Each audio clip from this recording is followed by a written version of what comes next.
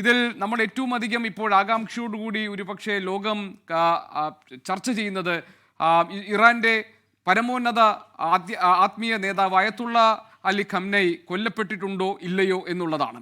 അല്പം മുൻപ് ഈ യുദ്ധം തുടങ്ങിയ ശേഷം മണിക്കൂറുകൾ കഴിഞ്ഞ ശേഷമാണ് ഇസ്രായേൽ പ്രധാനമന്ത്രി ബെഞ്ചമിൻ നെതന്യാഹു രാജ്യത്തെ അഭിസംബോധന ചെയ്തത്.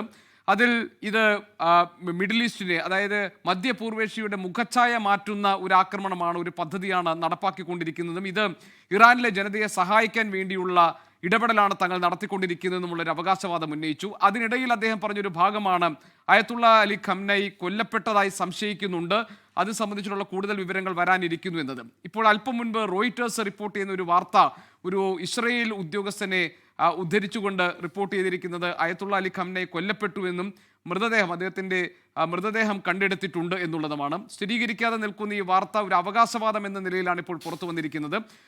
നേരത്തെ ബെഞ്ചമിൻ നെതന്യാഹു സംസാരിച്ചപ്പോഴും ഖമനൈ കൊല്ലപ്പെട്ടിരിക്കാനുള്ള സാധ്യതയുണ്ട് എന്ന് പറയാൻ ഇടവരുത്തിയ സാഹചര്യം, ഖമനൈ അടക്കം ഇറാനിലെ പ്രധാനപ്പെട്ട നേതാക്കളൊക്കെ വസിക്കുന്ന, അവർ കഴിയുന്ന മന്ദിരങ്ങൾ ലക്ഷ്യമിട്ടിട്ടായിരുന്നു ആക്രമണം നടന്നത്. ഇപ്പോൾ ഈ പുറത്തു വന്നിരിക്കുന്ന ദൃശ്യങ്ങളിൽ ഇറാന്റെ തെഹ്റാനിലെ പ്രധാനപ്പെട്ട നേതാക്കൾ താമസിക്കുന്ന ഇടങ്ങൾ കേന്ദ്രീകരിച്ച് നടന്നിട്ടുള്ള ആക്രമണത്തിന്റെ ദൃശ്യങ്ങളൊക്കെ നേരത്തെ പുറത്തു വന്നിരുന്നു. അങ്ങനെ കെട്ടിടാവശിഷ്ടങ്ങൾക്കിടയിൽ അയത്തുള്ള അലി ഖംനൈ കൊല്ലപ്പെട്ടിട്ടുണ്ട്, മൃതദേഹം കണ്ടെടുത്തു എന്ന തരത്തിൽ സ്ഥിരീകരിക്കപ്പെടാത്ത ഒരു വാർത്ത വന്നിട്ടുണ്ട്. റോയിറ്റേഴ്സ് ഇപ്പോൾ അത് ഒരു ഇസ്രായേലി ഉദ്യോഗസ്ഥനെ കോട്ട് ചെയ്തുകൊണ്ട് ആ വാർത്ത ഇപ്പോൾ റിപ്പോർട്ട് ചെയ്തിട്ടുണ്ട്. പക്ഷേ സുഹേൽ നേരത്തെ പറഞ്ഞതുപോലെ തന്നെ അയത്തുള്ള അലി ഖംനൈയെ കൊന്നതുകൊണ്ടോ ഇല്ലാതാക്കിയതുകൊണ്ടോ വധിച്ചതുകൊണ്ടോ ഇറാന്റെ ഭരണത്തെ അട്ടിമറിച്ചുവെന്നോ ഭരണകൂടത്തെ കീഴ്പ്പെടുത്തിയെന്നോ ഒരു അവകാശവാദം ഇസ്രായേലിനും അമേരിക്കയ്ക്കും ഉന്നയിക്കാൻ കഴിയില്ല. കാരണം ഖംനൈക്ക് ശേഷം വരേണ്ട ആളുകൾ, അദ്ദേഹത്തിൻ്റെ സക്സസറായി വരേണ്ട ആളുകൾ ആരൊക്കെയാണ് എന്ന കാര്യത്തിലൊക്കെയുള്ള തീരുമാനങ്ങൾ ഉണ്ടായിക്കഴിഞ്ഞിട്ടുണ്ട്.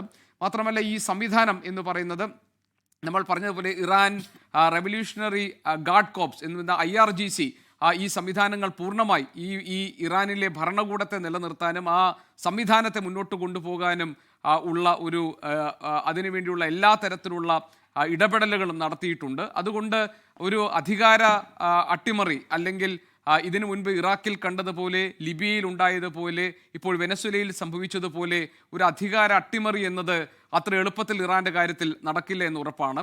മാത്രമല്ല ഇറാന്റെയും ഇസ്രായേലിൻ്റെയും അമേരിക്കയുടെയും ഒരു കണക്കുകൂട്ടൽ പിഴച്ചുപോയി എന്ന് നമുക്ക് ഈ ഘട്ടത്തിൽ പറയേണ്ടി വരും സുഹേൽ. കാരണം ഇറാനിലെ ജനത കഴിഞ്ഞ 2025 ഡിസംബർ മാസത്തിനാണ് ശക്തമായ പ്രക്ഷോഭവുമായി ഇറാൻ സർക്കാരിനെതിരെ, ഭരണകൂടത്തിനെതിരെ തെരുവിൽ പ്രക്ഷോഭം നടത്തിയതും പ്രക്ഷോഭകാരികൾ പലരും അവരെ അടിച്ചമർത്തലിൻ്റെ ഭാഗമായി കൊല്ലപ്പെട്ടതും. അപ്പോൾ ഇസ്രായേലും അമേരിക്കയുടെയും ഒരു കണക്കുകൂട്ടൽ, രാജ്യത്തെ ബഹുഭൂരിപക്ഷം വരുന്ന ജനതയും ആ ഭരണകൂടത്തിന് എതിരെ നിൽക്കുന്നവരാണ്. അതുകൊണ്ട് ഒരു ശക്തിക്ഷയം ഇറാന് സംഭവിച്ചിട്ടുണ്ട്. ആ ജനത മുഴുവൻ ഒന്നായിരിക്കുന്ന ഈ ഒറ്റപ്പെട്ടിരിക്കുന്ന സാഹചര്യത്തിൽ, അല്ലെങ്കിൽ ഭരണകൂടവുമായി അകന്നു നിൽക്കുന്ന ഈ സാഹചര്യത്തെ പരമാവധി മുതലാക്കിക്കൊണ്ട് ഇറാനെ കീഴ്പ്പെടുത്താം എന്നതായിരുന്നു ഇസ്രായേലിൻ്റെയും അമേരിക്കയുടെയും കണക്കുകൂട്ടൽ. പക്ഷേ ഈ കണക്കുകൂട്ടലുകളെ ആകെ പാടെ തെറ്റിച്ചുകൊണ്ട് അയത്തുള്ള അലി ഖംനൈക്കും ഇറാനിലെ ഭരണകൂടത്തിനും പിന്തുണ അറിയിച്ചുകൊണ്ട് ജനങ്ങൾ തെരുവിലിറങ്ങിയ ദൃശ്യങ്ങൾ നമ്മൾ ഇറാനിൽ നിന്ന് കണ്ടു. ഒരു രാജ്യം പ്രതിസന്ധി നേരിടുമ്പോൾ ആ രാജ്യത്തെ ഭരണകൂടത്തിന് നിരുപാധികം പിന്തുണ നൽകുക എന്ന ഇറാന്റെ ശീലവും പാരമ്പര്യവുമാണ് ഇപ്പോൾ ജനങ്ങൾ തെരുവിലിറങ്ങിയതോടെ സാക്ഷ്യപ്പെടുത്തിയിരിക്കുന്നത്. അപ്പോഴേ യഥാർത്ഥത്തിൽ ഇസ്രായേലിൻ്റെയും അമേരിക്കയുടെയും ഒരു കണക്കുകൂട്ടൽ തെറ്റിയെന്ന് നമുക്ക് പറയാം.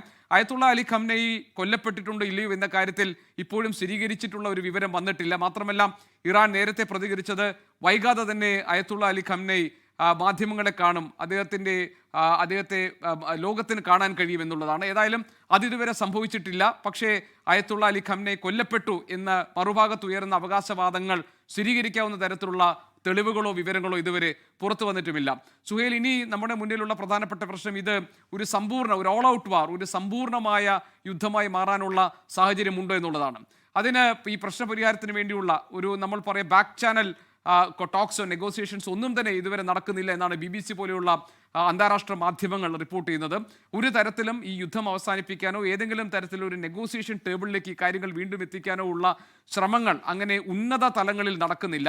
American president Donald Trump Benjamin നെതന്യാഹുവുമായി ടെലിഫോണിൽ സംഭാഷണം നടത്തിയതിനപ്പുറത്തേക്ക് ഈ ഇപ്പോഴത്തെ സാഹചര്യങ്ങളെ ഏതെങ്കിലും തരത്തിൽ കുറച്ചു കൊണ്ടുവരാൻ വേണ്ടിയുള്ള ഒരു ഇടപെടലും രാജ്യാന്തര തലത്തിൽ നടക്കുന്നതായി, അല്ലെങ്കിൽ ഒരു ബാക്ക് ചാനൽ ഓപ്പറേഷൻ നടക്കുന്നതായി നമ്മുടെ മുന്നിൽ വിവരങ്ങളില്ല. ഉദ്യോഗസ്ഥർക്കിടയിൽ നടക്കുന്ന കൂടിക്കാഴ്ചകളും ചർച്ചകളും അല്ലാതെ കാര്യമാത്ര കാര്യമാത്ര പ്രസക്തമായ രീതിയിലുള്ള ഒരു തരത്തിലുള്ള അത്തരത്തിലുള്ള നീക്കങ്ങളും നടക്കുന്നില്ല. മാത്രമല്ല ഇത് തുടർന്നുകൊണ്ട് പോകാനാണ് ഉദ്ദേശിക്കുന്നത് എന്ന ഒരു അഭിപ്രായ പ്രകടനം ബെഞ്ചമിൻ നെതന്യാഹുവിൻ്റെ ഭാഗത്തുനിന്നുണ്ടായിട്ടുമുണ്ട്. ബെഞ്ചമിൻ നെതന്യാഹുവിനെ സംബന്ധിച്ച് ഏതാനും മാസങ്ങൾക്കകലെയാണ് ഇസ്രായേലിൽ തെരഞ്ഞെടുപ്പ് വരാനിരിക്കുന്നത്. അതുകൊണ്ട് രാജ്യത്തെ ഒറ്റക്കെട്ടായി നിന്നുകൊണ്ട് ഒരു യുദ്ധത്തെ നമ്മൾ അഭിമുഖീകരിക്കുന്നു എന്ന തരത്തിൽ ഒരു രാഷ്ട്രീയ ലാഭം ഉണ്ടാക്കുക എന്ന ഒരു ഉദ്ദേശം കൂടി ഈ ആക്രമണത്തിന് പിന്നിലുണ്ട്. ഏതാനും മാസങ്ങൾക്കകലെ നിൽക്കുന്ന തെരഞ്ഞെടുപ്പിൽ ദേശീയത ഉണർത്തുകയും ദേശബോധം ഉണർത്തുകയും രാജ്യസ്നേഹം ഉണർത്തുകയും ഒക്കെ ഈ യുദ്ധത്തിലൂടെ സാധ്യമാകുമെന്ന ഒരു കണക്കുകൂട്ടൽ നെതന്യാഹുവിനെ സംബന്ധിച്ചുണ്ട്. അതുകൊണ്ടാണ് ഇസ്രായേൽ ചിരവൈരികളായ ഇറാനെതിരെ ഇസ്രായേൽ യുദ്ധത്തിനിറങ്ങുമ്പോൾ അമേരിക്കയെ കൂടി കൂട്ടുപിടിച്ചിരിക്കുന്നത്. 2025 ജൂണിൽ ബങ്കർ ബസ്റ്റർ ബോംബുകൾ ഉപയോഗിച്ച് ഇസ്രായേലിൻ്റെ താല്പര്യത്തിനനുസരിച്ച് അമേരിക്ക ഈ ആക്രമണത്തിന് ഇറങ്ങി പുറപ്പെട്ടപ്പോഴും സംഭവിച്ചത് തന്നെയാണ്. അതുകൊണ്ട് ഒരുപക്ഷെ 2025 ജൂണിൽ നടന്ന 12 ദിവസം നീണ്ടുനിന്ന ആ ആക്രമണം പോലെ ആയിരിക്കില്ല ഇത്തവണത്തേത്. കാരണം ഗൾഫ് മേഖല ഒന്നാകെ അസ്വസ്ഥമാക്കിക്കൊണ്ട് ഇറാന്റെ തിരിച്ചടികൾ തുടരുകയാണ്. ഇറാൻ ഇതുവരെ പറഞ്ഞിരിക്കുന്നത് യഥാർത്ഥത്തിൽ വലിയ ആയുധ ശേഖരങ്ങളൊന്നും ഇതുവരെ പ്രയോഗിച്ചു തുടങ്ങിയിട്ടില്ല എന്നതാണ്. ഇറാൻ അങ്ങനെ പറയുന്നതിന് പിന്നിൽ മറ്റൊരു ഉദ്ദേശം കൂടിയുണ്ട്. ഏതെങ്കിലും തരത്തിൽ നെഗോസിയേഷനുള്ള സാധ്യതകളുണ്ടെങ്കിൽ, ഏതെങ്കിലും തരത്തിൽ ചർച്ചകൾക്കുള്ള സാധ്യതകളുണ്ടെങ്കിൽ ആ സാധ്യതകളിലേക്ക് കാര്യങ്ങൾ കടക്കട്ടെ എന്ന സൂചനയാണ് ഇറാൻ ഇതിലൂടെ നൽകിയിരിക്കുന്നത്. ഏതായാലും ശക്തമായ പ്രത്യാക്രമണം ഇസ്രായേലിൻ്റെ ഭാഗത്തുനിന്ന് ഉണ്ടായിക്കൊണ്ടിരിക്കുന്നു എന്ന വിവരങ്ങൾ വരുന്നുണ്ട്. അത് സ്വാഭാവികമായും ഗൾഫ് മേഖലയെ ഒന്നാകെ അസ്വസ്ഥമാക്കുമെന്ന കാര്യത്തിൽ സംശയമില്ല. ലോകത്തെവിടെയായാലും ഏത് സമയത്തും 24 വാർത്തകളും ഓഗ്മെന്റഡ് റിയാലിറ്റി പാക്കേജുകളും എക്സ്പ്ലെയിനറുകളും വിശദമായി കാണാൻ ഞങ്ങളുടെ യൂട്യൂബ് ചാനൽ നിങ്ങൾക്ക് സബ്സ്ക്രൈബ് ചെയ്യാം.